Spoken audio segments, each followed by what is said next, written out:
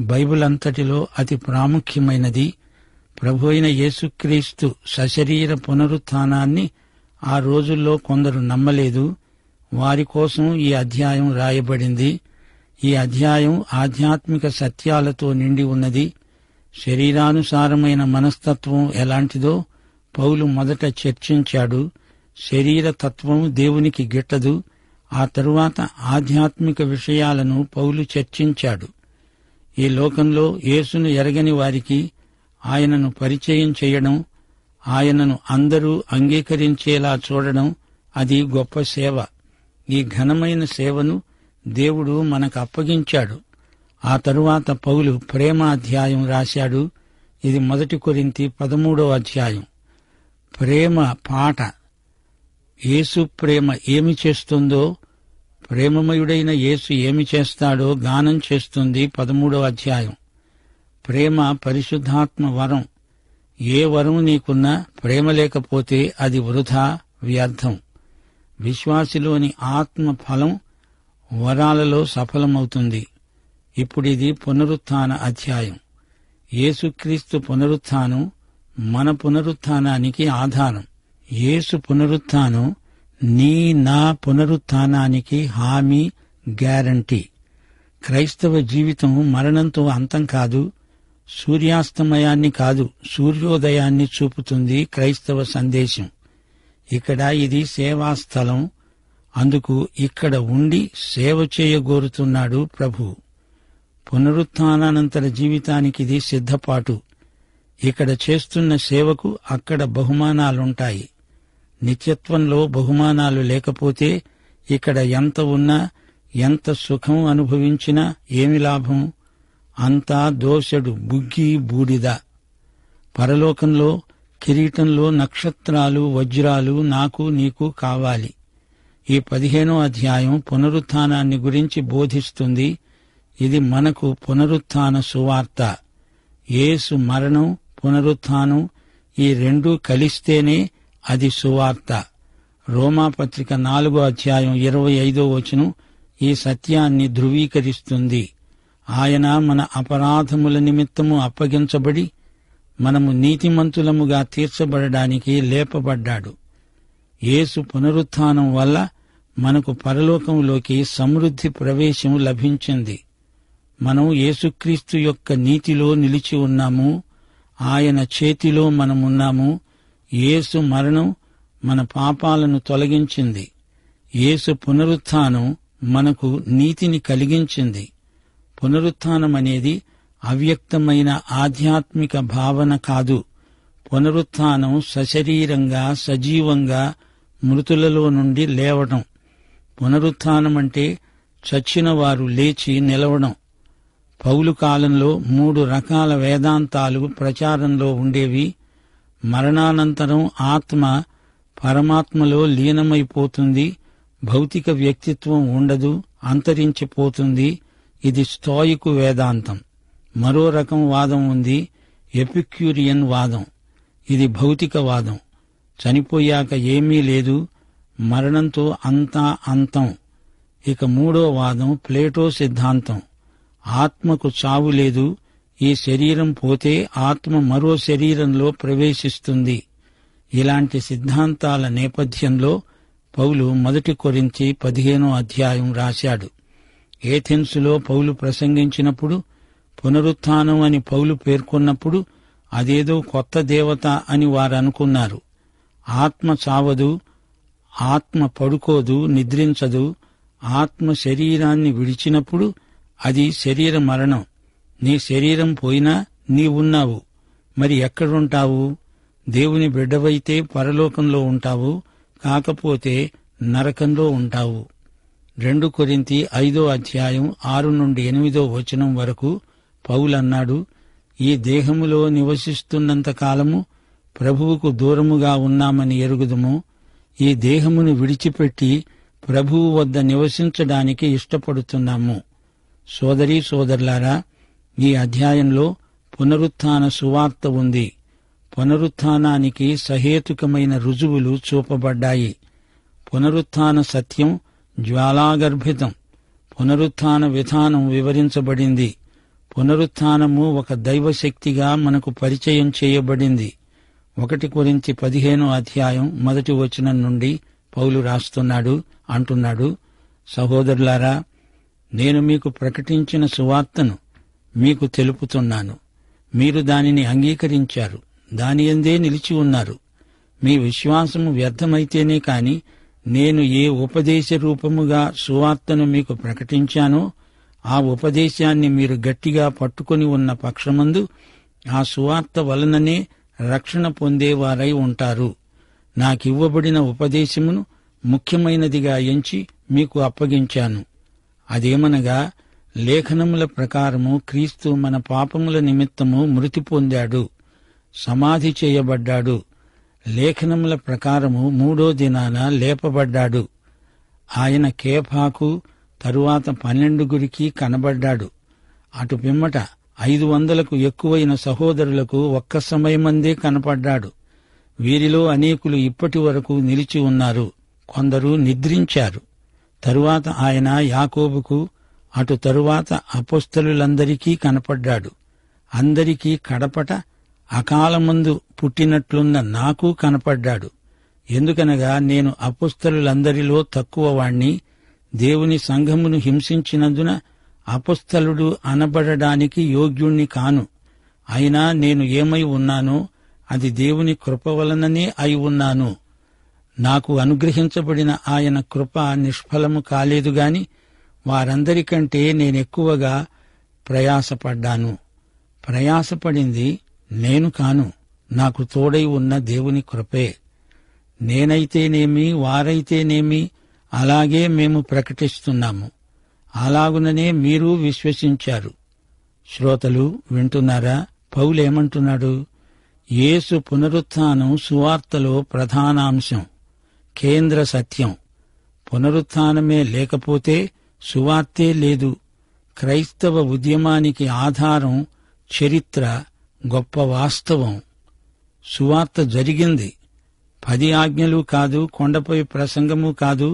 సువార్త యేసుక్రీస్తు పునరుత్థానం మీద పూర్తిగా ఆధారపడి ఉంది.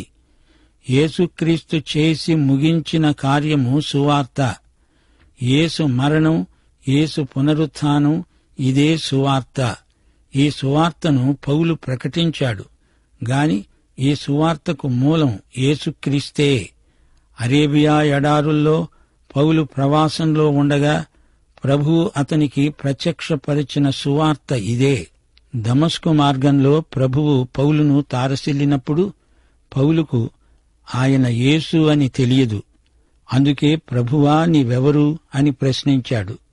అపొస్తల కార్యములు 9వ అధ్యాయం 5వ వచనం, యేసు పునరుత్థానుడై వచ్చాడని పౌలు ఎరగడు. ప్రభువే స్వయంగా తనను తాను బయలుపరుచుకుంటూ నీవు హింసిస్తున్న యేసును నేనే అన్నాడు. ఈ ప్రత్యక్షాన్ని తాను స్వయంగా పొందాడు. దేవుని నుండి తాను పొందిన ప్రత్యక్షం, సాక్షాత్కారం. ఈ సువార్తను పౌలు ప్రకటిస్తున్నాడు. ఇంతకు ఆ సువార్త ఏది? ఈ సువార్తోపదేశం రక్షణార్థమైనది. లేఖనముల ప్రకారం క్రీస్తు మన పాపముల నిమిత్తము మృతి చెందాడు, సమాధి చేయబడ్డాడు. లేఖనముల ప్రకారం 3వ దినమున లేపబడ్డాడు. ఇదే పౌలుగాని మరెవరైనా గాని ప్రకటించవలసిన సువార్త. మనం అది చెయ్యాలి, ఇది చెయ్యాలి అని చెప్పేది సువార్త కాదు. యేసు మన నిమిత్తమై మన కోసం ఏమి చేశాడో అదే సువార్త. యేసు మన పాపముల నిమిత్తము పాప పరిహారము కోసమై శిలువ మరణం చెందాడు, పునరుత్థానుడయ్యాడు. యేసును వారు స్వయంగా చూచారు. ఇది చారిత్రక వాస్తవం. ఇది పునరుత్థాన సువార్త. పునరుత్థానానికి రుజువు ఖాళీ సమాధి. కొరింథీ సంఘస్థులారా, ఈ సువార్తను నేను ప్రకటించగా మీరు విన్నారు, రక్షించబడ్డారు, సువార్తను గట్టిగా పట్టుకున్నారు. మీ విశ్వాసం శూన్యం కాదు. యేసు సంఘమే ఆయన పునరుత్థానానికి సజీవమైన రుజువు. యేసు పాతిపెట్టబడమే కాదు, సజీవుడై తిరిగి లేచాడు. ఆ సువార్త వారిని మార్చివేసింది. విప్లవాత్మకమైన ఈ పునరుత్థాన సువార్త వల్లనే సంఘం ఉనికిలోకి వచ్చింది. యేసు పునరుత్థానమే లేకపోతే సువార్తే లేదు. సజీవుడు పునరుత్థానుడు అయిన యేసుక్రీస్తే ఈ సువార్త. ఈ సువార్తను నమ్మి రక్షించబడిన విశ్వాసుల బృందమే సజీవ సంఘం. సంఘమే క్రీస్తు పునరుత్థానానికి రుజువుగా సేవ చేస్తోంది. సంఘము పునరుత్థానుడైన క్రీస్తు శరీరమే. ఈ సంఘమును పౌలు హింసించాడు. లేఖనముల ప్రకారం యేసు చనిపోయి మరల లేచాడు. లేఖనములు అంటే పాత నిబంధన గ్రంథం. పౌలు యూరపు ఖండాన్ని సందర్శించాడు, పర్యటించాడు. ఫిలిప్పి, తెస్సలోనిక, ఏథెన్సు, కొరింతు పట్టణాలకు సుదీర్ఘ ప్రయాణాలు చేశాడు. పౌలు సమాజ మందిరంలో ప్రవేశించి యేసు చనిపోయాడు అంటే అది మా యొక్క లేఖనానుసారమైన సంఘటన కాదు అన్నారు యూదులు. యేసు ప్రభువు మరణించడమా, అదెక్కడుంది అంటూ పౌలును నిలదీసి అడిగారు. ఆయన మరణ ప్రవచనం ఆదికాండంలో ఉంది. అబ్రహాము ఇస్సాకును బలి ఇచ్చి తిరిగి అతణ్ణి సజీవుడుగా పొందలేదా? అబ్రహాము ఇస్సాకును వధించడానికి సిద్ధమయ్యాడు గాని దేవుడు అబ్రహామును వారించాడు. అయితే దేవుడు తన అద్వితీయ కుమారుడైన యేసును శిలువవేతకు అప్పగించడానికి వెనుకాడలేదు. లేవియ కాండంలో ప్రతిపాదించబడిన 5 బలులు యేసు శిలువ బలినే సూచిస్తున్నాయి. పాత నిబంధనలోని మహాప్రాయశ్చిత్త దినం యేసు శిలువ బలి వైపునకే చూపుతోంది. 2 పొట్టేళ్లు, ఒకటి యేసు మరణానికి, రెండోది యేసు పునరుత్థానానికి సంకేతాలు. రెండోది అజాజేలు, చిగిర్చిన అహరోను దండం యేసు పునరుత్థానానికి ప్రవచనాత్మక సంకేతం. యోనా చేప కడుపులో నుండి బయటికి రావటం యేసు పునరుత్థానమే. 22 దావీదు కీర్తన, అలాగే 16 కీర్తన యేసు పునరుత్థాన సూచికలే.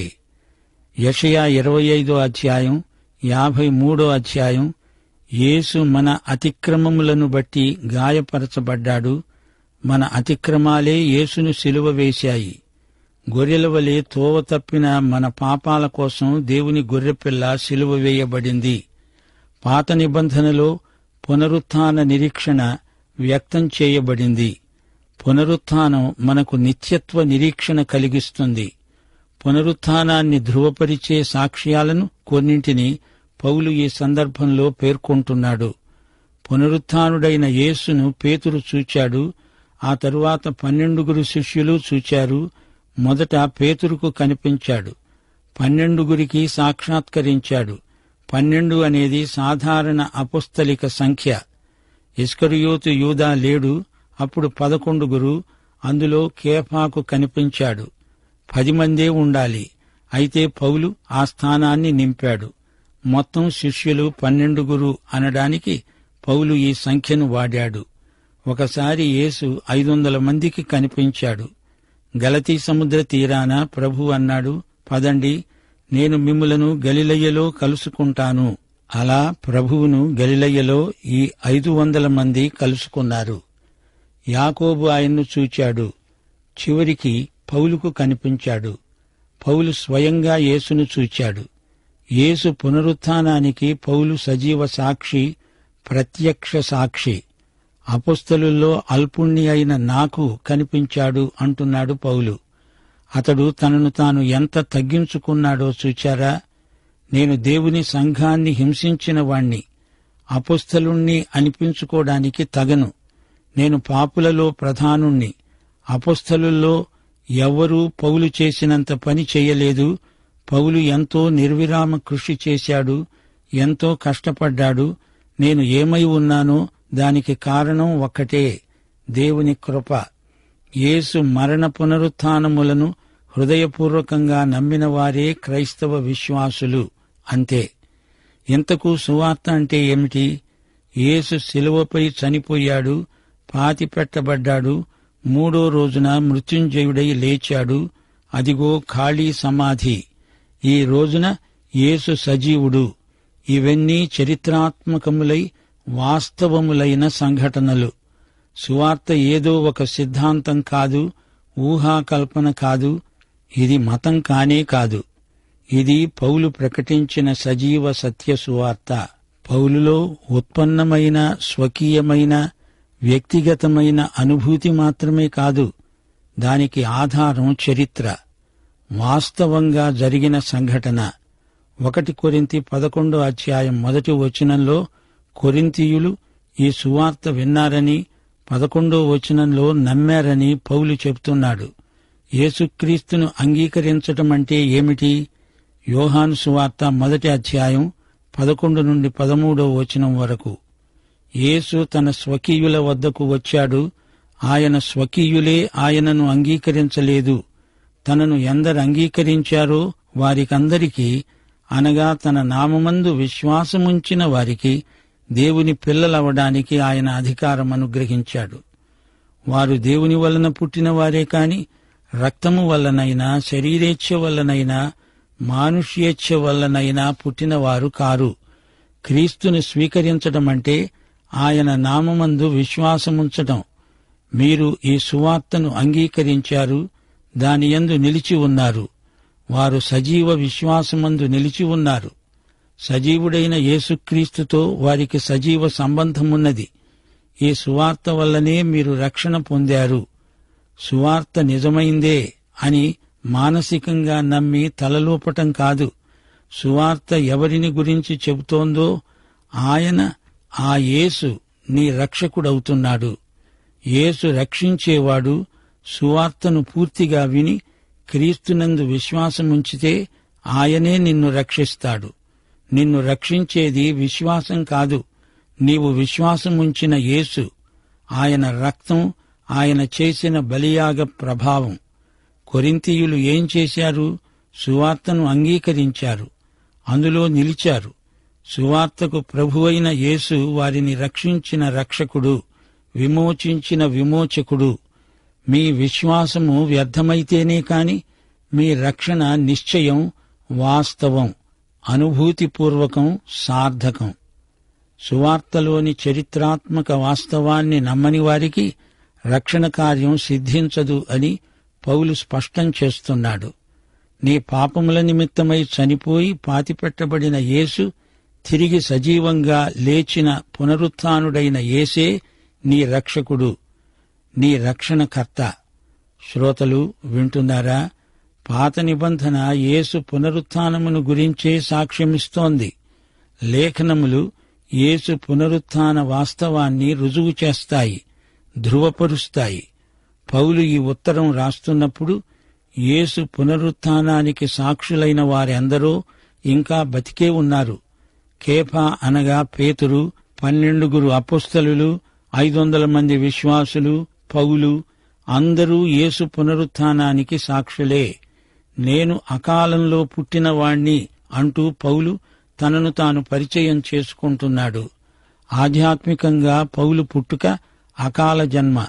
సంఘం ఎత్తబడిన తరువాత రక్షించబడబోయే శేషిత యూద ప్రజకు చెందినవాడు ముందుగానే రక్షించబడ్డాడు. దీనిని అకాల జన్మ అని పేర్కొంటున్నాడు. దేవుడు తనకిచ్చిన సామర్థ్యమిది. తాను కేవలం నిమిత్తమాత్రుడు, అంతే. తాను, తతిమ్మ అపోస్తలులు ప్రకటించింది ఒకే సువార్త. పౌలు వినయశీలం ఎంతో కృపాసహితమైనది, ఆదర్శప్రాయమైనది. తాను అపోస్తలత్వానికి యోగ్యుడు కాడు, అయినా దేవుడు తనను ప్రత్యేకించి కృపచేత తనను ఇంతవాణ్ణి చేశాడు. నేను స్వయం కృషి వల్ల పైకి వచ్చాను అనే మాట పౌలు ఎన్నడూ అనలేదు, అనుకోలేదు. 2 కొరింథీ 10:10 నా శరీర రూపం బలహీనమని మీరెరుగుదురు, అయినా ఈ పత్రికలు రాయడానికి దేవుడు కృపనిచ్చాడు. అవును, పౌలు పత్రికలు ఘనమైనవి, బలీయమైనవి. ప్రియ శ్రోత, నీవు యేసును నీ స్వకీయ రక్షకుడుగా ఎరుగుదువా? సువార్తను విశ్వసించి ఆయనలో నిలిచి ఉన్నావా? కొరింథీ సంఘంలో కొందరు మృతుల పునరుత్థానం లేదని వాదిస్తున్నారు. క్రీస్తు పునరుత్థానుడు. ఆయన పునరుత్థానుడు కాని ఎడల ఆయన యందు మన విశ్వాసం వృథా. యేసు పునరుత్థానాన్ని గురించిన మా సాక్ష్యం అబద్ధమా? కాదు, నిజం. యేసు పునరుత్థానుడు కాకపోతే ఆయన యందు విశ్వాసముంచిన వారి గతి ఏం కాను? క్రీస్తునందలి మన నిరీక్షణ వృథా. క్రీస్తు లేవకపోతే మనము మృతులలో నుండి లేవము. అప్పుడు మనమెంతో దౌర్భాగ్యులం. మృతులలో నుండి లేచిన క్రీస్తు ప్రథమ ఫలం. శ్రోతలు, యేసు పునరుత్థానం మన విశ్వాసానికి పునాదిరాయి. మృతులలో నుండి మొదట లేచిన యేసు ప్రథమ ఫలం. ఆ తరువాత విశ్వాసులందరూ తిరిగి లేవగలరు. నేనే పునరుత్థానమును జీవమును అని యేసు చెప్పాడు. ఆయన తిరిగి వచ్చినప్పుడు ఆయన విశ్వాసులందరూ తిరిగి లేస్తారు. క్రీస్తు పునరుత్థానం లేకపోతే మనమేమి బోధిస్తాము? మన విశ్వాసం ఎందుకు? పునరుత్థానం సత్యం, అబద్ధం కాదు. ఈ సత్యం కోసం ఎందరో ప్రాణాలు పెట్టారు. క్రైస్తవం ఇహలోకానికి చెందిందే కాదు, నిత్యత్వానికి చెందింది. క్రీస్తు మృతులలో నుండి లేచి ఉండకపోతే మానవత యావత్తూ నశించినట్లే. పాత నిబంధన కాలంలో ప్రథమ ఫలాల పండుగ ఆచరించారు. ప్రథమ ఫలం అర్పించారు అంటే ఆ తరువాత పంట అంతా. అలాగే మృతులలో నుండి యేసు ప్రథమ ఫలంగా లేచాడు. మహిమ శరీరంతో లేచాడు. అలా లేచిన వారిలో ఆయనే ప్రప్రథముడు. 20 నుండి 49 వచనం వరకు మనకు యేసు పునరుత్థానాన్ని బట్టి సజీవ నిరీక్షణ కలిగింది. ఆయన తిరిగి వస్తాడు. క్రీస్తునందు మృతులైన వారు లేపబడతారు. క్రీస్తు శరీరంలాగే మనకు మహిమ శరీరం వస్తుంది. పునరుత్థానమంటే పునర్నిర్మాణం కాదు. భౌతిక శరీరాన్ని చనిపోయిన తరువాత అణువులన్నీ సమకూర్చి అదే శరీరాన్ని పునర్నిర్మించడం కాదిది. విత్తనం నాటబడినప్పుడు అందులో నుంచి ఒక కొత్త మొలక వస్తుంది. విత్తనం చచ్చింది, కాని అందులో నుంచి ఒక కొత్త మొలక పైకి లేచింది. అదే పునరుత్థాన శరీరం. ఆదామునందు అందరూ మృతి పొందుతారు. క్రీస్తునందు అందరూ బ్రతికించబడతారు. అంతం వస్తుంది. క్రీస్తు రాజ్యాన్ని తండ్రికి అప్పగిస్తాడు. కడపట నశింపచేయబడే శత్రువు మరణం. సమస్తము క్రీస్తు పాదముల క్రింద లోబడి ఉంది. దేవుడు సమస్తములో సర్వమయ్యే నిమిత్తము సమస్తముతో పాటు తాను దేవునికి లోబడతాడు. శ్రోతలు వింటున్నారా? ప్రథమ ఫలముల పండగ తరువాత పెంతెకోస్తు వస్తుంది. ఈ రెండిటికి మధ్య 50 రోజుల ఎడముంది. అప్పుడే సంఘం ఆవిర్భవించింది. ఈ పెంతెకోస్తు అసలు నెరవేర్పు యేసు మధ్యాకాశానికి వచ్చినప్పుడు, సంఘం ఎత్తబడినప్పుడు, సంఘ వధువు యేసుతో మధ్యాకాశంలో ఉన్నప్పుడు. అది అసలు పెంతెకోస్తు. క్రీస్తు ప్రథమ ఫలం. పరిశుద్ధాత్మ దిగివచ్చినప్పుడు సంఘం ఆరంభం. సంఘం ఎత్తబడినప్పుడు పెంతెకోస్తు పూర్తి నెరవేర్పు. 23వ వచనం, క్రీస్తునందు అందరూ బ్రతికించబడతారు. ప్రతివాడు తన తన వరుసలోనే బ్రతికించబడతాడు. ప్రథమ ఫలము క్రీస్తు. తరువాత క్రీస్తు వచ్చినప్పుడు ఆయన వారు బ్రతికించబడతారు. ఆదామునందు మరణం, క్రీస్తునందు పునరుత్థానం. యేసే పునరుత్థానము, జీవము. ప్రతివాడు తన తన వరుసలో బ్రతికించబడతాడు. అందరికీ ఒకేసారి మూక ఉమ్మడి పునరుత్థానముండదు. క్రీస్తు ప్రథమ ఫలం. క్రీస్తు వచ్చినప్పుడు ఆయన వారు బ్రతికించబడతారు. యేసు వస్తాడు, తన సంఘం కోసం వస్తాడు. అటు తరువాత ఆయన సమస్తమైన ఆధిపత్యమును, అధికారమును, బలమును కొట్టివేసి తన తండ్రి అయిన దేవునికి రాజ్యము అప్పగిస్తాడు. అప్పుడు అంతం వస్తుంది. అంతము అంటే యుగాంతం, యుగ సమాప్తి. ఇది ఎలా జరుగుతుందేమిటి? మహాశ్రమల కాలం వస్తుంది. అప్పుడు ఈ భూమి మీద 1000 ఏండ్ల పరిపాలన. కొంచెం కాలం సైతానుకు విడుదల. అప్పుడు వాడు అగ్ని సరస్సులోకి పడత్రోయబడతాడు. అంతటా యేసు తన నిత్యరాజ్యం స్థాపిస్తాడు. నిత్యరాజ్యానికి 1000 ఏండ్ల పాలన ప్రయోగం. నిత్యరాజ్యానికి శాంపుల్ 1000 ఏండ్ల రాజ్యం. రాజ్యాన్ని ఆయన తండ్రికి అప్పగిస్తాడు. అది అంతం. 1000 ఏండ్ల పరిపాలన ముగింపులో యేసు సమస్త అధికారాన్ని, ఆధిపత్యాన్ని కొట్టివేస్తాడు. ఎందుకనగా తన శత్రువులందరినీ తన పాదముల క్రింద ఉంచే పర్యంతము ఆయన రాజ్య పరిపాలన చేస్తూ ఉండాలి. కడపట నశింపచేయబడే శత్రువు మరణం. సైతానుకు మరణానికి రోజులు మూడాయి. వాడి పీడ విరగడైపోతుంది. యేసుక్రీస్తు 1000 ఏండ్ల పాలన ముగించినప్పుడు, తరువాత తన నిత్య రాజ్యాన్ని స్థాపించినప్పుడు దావీదుకు అతని సింహాసనాన్ని అప్పగిస్తాడు. తిరిగి క్రీస్తు పరలోకానికి తన అసలు సింహాసనం మీద కూర్చోడానికి వెళ్లిపోతాడు. అప్పుడు సమస్తములో సర్వమయ్యే నిమిత్తము కుమారుడు తనకు సమస్తమును లోబరిచిన దేవునికి తానే లోబడతాడు. 29వ వచనం, మృతుల కొరకై బాప్తిస్మము పొందేవారు ఏమి చేస్తారు? మృతులు ఏమాత్రము లేపబడని ఎడల మృతుల కొరకు వారు బాప్తిస్మము పొందడం ఎందుకు? మృతుల కోసం బాప్తిస్మము పొందేవారు సాధించేదేమిటి? వారికేమి ప్రయోజనం? బాప్తిస్మము అంటే సంయుక్తీకరణ. యేసుతో సంయుక్తతే బాప్తిస్మం. యేసు మృతుడైతే, తిరిగి లేవకపోతే ఆయనతో సంయుక్తత వల్ల ఏమి లాభం? మీరు క్రీస్తుతో సంయుక్తమయ్యారు. ఆయన పునరుత్థానుడు, తిరిగి లేచినవాడు. మీరు పొందిన బాప్తిస్మము మృతి పొంది తిరిగి లేచిన యేసుతో సంయుక్తతాస్థితి. అది పౌలు వారికి జ్ఞాపకం చేస్తున్నాడు. మీరు లోకానికి మృతతుల్యులే కాని దేవునికి సజీవులు. పునరుత్థానుడైన క్రీస్తులోకి బాప్తిస్మము పొందినవారు. యేసుక్రీస్తు తిరిగి లేచి ఉండని ఎడల పౌలు అనుభవించిన శ్రమలకు అర్థమేమిటి? విశ్వాసులు పునరుత్థానుడైన క్రీస్తుతో సంయుక్తులు. బాప్తిస్మమందు క్రీస్తుతో చనిపోయి తిరిగి లేచిన వారము. పౌలు దినదినము చనిపోయినంతగా శ్రమలనుభవిస్తున్నాడు. మృగాలతో పోరాడినట్లు అతని అనుభవాలు పరిణమించాయి. పునరుత్థాన నిరీక్షణే లేకపోతే రేపు చనిపోతాము గనుక తిందాము తాగుదాము అంతేనా? మోసపోకండి. దుష్ట సాంగత్యములు మంచి నడవడిని చెరుపుతాయి.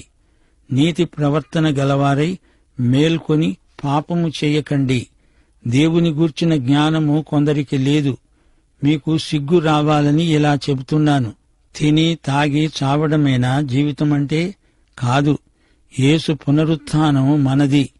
ఇహలోకానికి అవతల మనకు మహోజ్వలమైన నిత్య భూమిక ఉంది. దేవుని జ్ఞానము లేని వారి మాటలు వినకండి. వారి సాంగత్యము మీ నడవడిని చెరుపుతుంది. పునరుత్థానం ఉంది.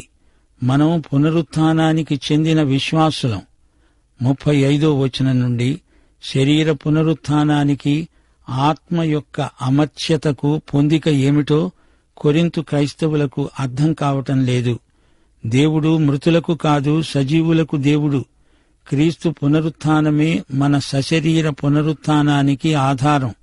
ఓ అవివేకి, నీవు విత్తేది చస్తేనే కాని బ్రతికించబడదు గదా. నీవు వట్టి గింజనే విత్తుతున్నావు గాని పుట్టబోయే శరీరాన్ని విత్తటం లేదు. విత్తిన దానికి దేవుడే శరీరమిస్తాడు. విత్తనాన్ని చూడండి, దాన్ని విత్తుతాము, ఆ గింజ చస్తుంది, అందులో నుంచి కొత్త మొలక వస్తుంది. మళ్లీ అలాంటి గింజలు ఎన్నో వస్తాయి. ఆ విత్తనాలు చచ్చిన ఒక విత్తనంలో నుంచే వచ్చాయి. అదే పునరుత్థానమంటే. మరణమంటే ఏమిటి? ఎడబాటు.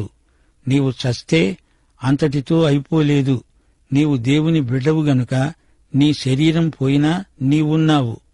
ప్రభువుతో సదాకాలం పునరుత్థాన మహిమ శరీరంతో ఉంటావు. మట్టికి మట్టి, దుమ్ముకు దుమ్ము అనేది శరీరానికి వర్తించే మాట. క్రీస్తు ప్రథమ ఫలం. ఆ తరువాత మనం వస్తాము. సంఘమైన మనం ఎత్తబడతాము. ఈ లోపుగా మనం చనిపోయి ఉంటే లేపబడతాము. అప్పటి వరకు బ్రతికి ఉంటే మార్చబడతాము. అందరము పైకి వెళ్లిపోతాము. ఈ నూతన శరీరం దేవుడిస్తాడు. ఇదొక మర్మం. మర్మమే గాని దేవునికి అసాధ్యమేమీ కాదు. మరణం ఆత్మకు కాదు, శరీరానికి. శరీరాన్ని పాతిపెట్టారు, ఆత్మను కాదు. 37వ వచనం, నీవు విత్తేదానిని చూడగా అది గోధుమ గింజ అయినా సరే, మరి ఏ గింజ అయినా సరే, వట్టి గింజనే విత్తుతున్నావు కాని పుట్టబోయే శరీరాన్ని విత్తటం లేదు. క్రీస్తు ప్రథమ ఫలం. ఆ తరువాత పంట మనమంతా. అదే సంఘం ఎత్తబడే సమయం. అప్పటికి మనం చనిపోయి ఉంటే లేపబడతాము. బతికి ఉన్నవారు మార్పు చెంది ఎత్తబడతారు. విత్తనం చచ్చింది, అందులో నుంచి మొలకను లేపినవాడు దేవుడే. దేవుడే తన చిత్త ప్రకారము నీవు విత్తిన దానికి శరీరాన్ని ఇస్తాడు. ప్రతి విత్తనానికి దాని శరీరాన్ని ఇస్తున్నాడు. మాంసమంతా ఒక విధమైనది కాదు. మనుష్య మాంసము వేరు, మృగమాంసము వేరు, పక్షి మాంసము వేరు, చేప మాంసము వేరు. శవానికి పునరుత్థాన శరీరానికి ఉన్న భేదమేమిటి? మనిషికి, మృగానికి, చేపకు, పక్షికి ఎంతో భేదముంది. వీటన్నిటి మాంసం ఒకటి కాదు గదా. ఆకాశ వస్తు రూపములు కలవు, భూవస్తు రూపములు కలవు. ఆకాశ వస్తు రూపముల మహిమ వేరు, భూవస్తు రూపముల మహిమ వేరు. సూర్యుని మహిమ వేరు, చంద్రుని మహిమ వేరు. మహిమను బట్టి ఒక నక్షత్రానికి మరో నక్షత్రానికి భేదము కలదు గదా. పౌలు ఇప్పుడు మనల్ని నక్షత్ర మండలానికి తీసుకువెడుతున్నాడు. సూర్య చంద్ర నక్షత్రాదులు వేటికవే ప్రత్యేకం. నక్షత్రాలలో కూడా ఒకదానికి మరోదానికి భేదముంది. గమనించండి, గోళాలు, గ్రహాలు, ఉపగ్రహాలు వేటికవే ప్రత్యేక మహిమ కలవి. 42వ వచనం, మృతుల పునరుత్థానము అలాగే. శరీరము క్షయమైనదిగా విత్తబడి అక్షయమైనదిగా లేపబడుతుంది. ఘనహీనమైనదిగా విత్తబడి మహిమగలదిగా లేపబడుతుంది. బలహీనమైనదిగా విత్తబడి బలమైనదిగా లేపబడుతుంది. ప్రకృతి సంబంధమైన శరీరముగా విత్తబడి ఆత్మ సంబంధ శరీరముగా లేపబడుతుంది. ప్రకృతి సంబంధమైన శరీరమున్నది గనుక ఆత్మ సంబంధమైన శరీరము కూడా ఉన్నది. ఆదాము భౌతిక శరీరము మరణానికి లోనైనది. పాపం చేయకుండా ఉంటే ఆదాము చనిపోయేవాడు కాడు గాని భౌతిక శరీరం చావుకు లోనైనది. గాని పునరుత్థానాన్ని బట్టి మనకు ఆత్మ సంబంధమైన శరీరం వస్తుంది. మహిమ శరీరాలకు అందము, శక్తి, ప్రభావము అన్నీ ఉంటాయి. కొత్త శరీరానికి ఆధ్యాత్మిక లక్షణాలుంటాయి. శ్రోతలు గమనించండి, ఈ శరీరం చచ్చినప్పుడు ప్రకృతి సంబంధమైనది, లేపబడినప్పుడు ఆత్మ సంబంధమైనది. సశరీర పునరుత్థానమిది. 45వ వచనం, ఆదాము అనే మొదటి మనుష్యుడు జీవించే ప్రాణి అయ్యాడని రాయబడింది. కడపటి ఆదాము జీవింపచేసే ఆత్మ అయ్యాడు. ఆత్మ సంబంధమైనది మొదట కలిగినది కాదు, ప్రకృతి సంబంధమైనదే మొదట కలిగినది. తరువాత ఆత్మ సంబంధమైనది. మొదటి మనుష్యుడు భూసంబంధి అయి మంటి నుండి పుట్టినవాడు. రెండవ మనుష్యుడు పరలోకము నుండి వచ్చినవాడు. మొదటి మనుష్యుడైన ఆదాము భౌతిక జీవి. అతని శరీరము, మనస్సు భౌతికమైనవి. అయితే కడపటి ఆదాము అనగా రెండో మనుష్యుడు ఆత్మ సంబంధమైనవాడు. మొదటి మనిషి మర్త్యుడు, మట్టితో చేయబడినవాడు. మానవుడు మట్టి మనిషి. మట్టి అంటే చెత్త, చెదారం, ప్రకృతి సంబంధమైనది. మనిషి చెత్త కుండీలను నింపుతాడు. ఈ సృష్టినే చెత్త కుండీగా మార్చేస్తాడు. అయితే రెండో మనుష్యుడు పరలోకము నుండి వచ్చిన ప్రభువు. మంటి నుండి పుట్టినవాడు ఎలాంటివాడో మంటి నుండి పుట్టిన వారందరూ అలాంటివారే. పరలోక సంబంధి ఎలాంటివాడో పరలోక సంబంధులు అలాంటివారే. మనము మంటి నుండి పుట్టిన వాని పోలికను ధరించిన ప్రకారము పరలోక సంబంధి అయిన పోలిక ధరిస్తాము. సహోదరులారా, నేను చెప్పేది ఏమంటే, రక్తమాంసములు దేవుని రాజ్యమును స్వతంత్రించుకొననేరవు. మనం ఇహలోక సంబంధులం, భూ సంబంధులం. మనము ఆదాము సంబంధులం. అయితే మనం ఇప్పుడు క్రీస్తునందు ఉన్నాము, క్రీస్తు సంబంధులమయ్యాము. మనకు నిరీక్షణ ఉంది. అది పునరుత్థాన నిరీక్షణ. నిత్య మహిమ శరీరం మనకు వస్తుంది. క్రీస్తుతో మనం సదాకాలం ఉండిపోతాము. మట్టిపోయి ఆ స్థానంలో మహిమ వస్తుంది. రక్తమాంసములు ఆ పళాన పరలోకంలోకి వెళ్లలేవు. ఈ పాత శరీరపు సరుకు పరలోకానికి వెళ్లలేదు. ఈ పాతది మరమ్మతుకు పనికిరాదు. పాత గుడారం పోయి కొత్తది వస్తుంది. మర్త్యమైనది పోయి దాని స్థానంలో అమర్త్యమైనది వస్తుంది. పాత శరీరం రూపమైనా ఇది అందులో నుంచి మొలిచిన కొత్త శరీరం, మహిమ శరీరం. దేవునికి అసాధ్యమైనది ఏదీ లేదు. నీ శరీరం మన్నైపోయినా ఆ కణములన్నిటినీ మళ్లీ సమకూర్చగలడు దేవుడు. సశరీర పునరుత్థానం లేదని చెప్పే వారి నోళ్లు మూయించడానికే పౌలు ఇదంతా రాశాడు. మరణంలో మనిషి వ్యక్తిత్వం నాశనమైపోతుందనే వారికి పౌలు చెప్పాడు, అది తప్పు అభిప్రాయం. మనం శరీరాలతో లేస్తాము, మరణానంతరం ఉనికి లేదు అనే వారికి పౌలు స్పష్టంగా చెప్పాడు, యేసు తిరిగి లేచాడు, అలాగే మనం కూడా తిరిగి లేస్తాము. ఆత్మ ఉంటుంది కాని శరీరం ఉండదు. శరీర పునరుత్థానం లేదనే వారికి పౌలు జవాబిస్తూ, మన భౌతిక శరీరాలు ఆత్మ సంబంధ శరీరాలుగా లేస్తాయి అన్నాడు. ఇప్పుడు పౌలు పునరుత్థాన శక్తిని గురించి మాట్లాడుతున్నాడు. 51వ వచనం, ఇదిగో మీకు ఒక మర్మము తెలుపుతున్నాను. మనమందరము నిద్రించము గాని నిమిషములో ఒక రెప్పపాటున కడబూర మోగగానే మనమందరము మార్పు పొందుతాము. బూర మోగుతుంది, అప్పుడు మృతులు అక్షయులుగా లేపబడతారు. మనం మార్పు పొందుతాము. క్షయమైన ఈ శరీరము అక్షయతను ధరించుకొనవలసి ఉన్నది. మర్త్యమైన ఈ శరీరము అమర్త్యతను ధరించుకొనవలసి ఉన్నది. ఈ క్షయమైనది అక్షయతను, ఈ మర్త్యమైనది అమర్త్యతను ధరించుకున్నప్పుడు విజయమందు మరణము మింగివేయబడింది అని రాయబడిన వాక్యము నెరవేరుతుంది. ఓ మరణమా, నీ విజయమెక్కడా? ఓ మరణమా, నీ ముల్లెక్కడ? మరణపు ముల్లు పాపము, పాపమునకు ఉన్న బలము ధర్మశాస్త్రము. అయినా మన ప్రభువైన యేసుక్రీస్తు మూలముగా మనకు జయము అనుగ్రహిస్తున్న దేవునికి స్తోత్రము కలుగునుగాక. కాగా నా ప్రియ సహోదరులారా, మీ ప్రయాసము ప్రభువునందు వ్యర్థము కాదని ఎరిగి స్థిరులు, కదలని వారు, ప్రభువు కార్యాభివృద్ధి యందు ఆసక్తులై ఉండండి. ప్రియ శ్రోతలు, వింటున్నారా? ఈ అధ్యాయమంతా పునరుత్థానమును గురించే. పునరుత్థానము యొక్క సజీవ శక్తిని గురించి పౌలు చర్చిస్తున్నాడు. కడబూర మోగగానే మనమందరము మార్పు పొందుతాము. మర్మము అంటే ప్రభువు బయలుపరిచింది. అందరము మరణము ద్వారా వెళ్లము, కొందరు మార్పు చెందుతారు. అందరి శరీరాలు మార్చబడితేనే కాని ఎత్తబడవు. చనిపోయి లేచినా, చనిపోకుండా మార్చబడినా అందరి శరీరాలు మార్చబడినవే. పంచభూతములు లయమైపోతాయి అని పేతురు చెప్పినప్పుడు పదార్థములోని పరమాణువును పేర్కొన్నాడు. రెప్పపాటు అంటే సెకండ్ కంటే చిన్న విభాగం. కడబూర మోగుతుంది అంటే యేసు యొక్క చిట్ట చివరి పిలుపు. ప్రకటన గ్రంథం 1వ అధ్యాయం 10వ వచనంలో యోహాను బూరను గురించి అన్నాడు, బూర ధ్వని వంటి గొప్ప స్వరం నేను విన్నాను.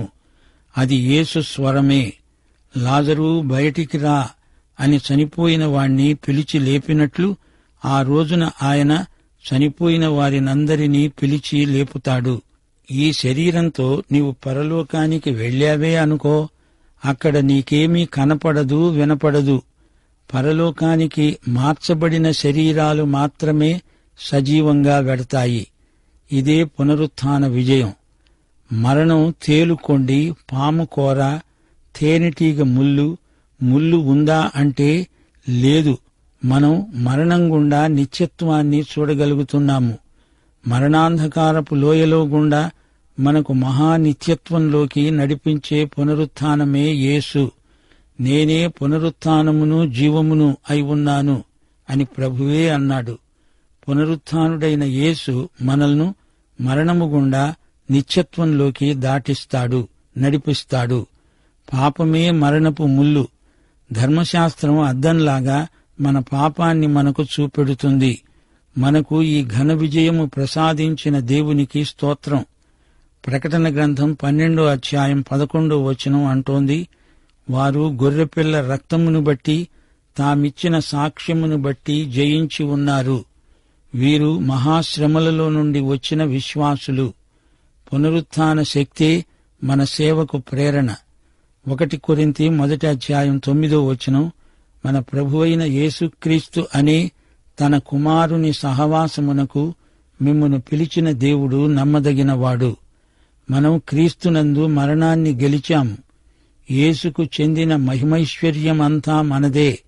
మనము ఆయనకు చెంది ఉన్నాము. మనల్ని ప్రేమించిన యేసుక్రీస్తు ద్వారా మనకు అత్యధిక విజయం. పునరుత్థాన శక్తిని బట్టి ప్రయాసపడండి. ప్రభువునందు మీ ప్రయాసము వ్యర్థము కాదు. స్థిరులు, కదలని వారు అయి ఉండండి. గలతీ పత్రిక 6:9 పౌలు ఇదే మాట అంటున్నాడు. మేలు చేయడంలో మనకు విసుగు అనిపించకూడదు. అలసిపోకుండా మేలు చేస్తూ ఉంటే తగిన కాలమందు పంట కోస్తాము. పునరుత్థానుడైన క్రీస్తునందు మన ప్రయాసము వ్యర్థము కాదు. శ్రోత, నీవు యేసును నీ స్వకీయ రక్షకుడుగా ఎరుగుదువా? పాఠం ఇంతటితో సమాప్తం.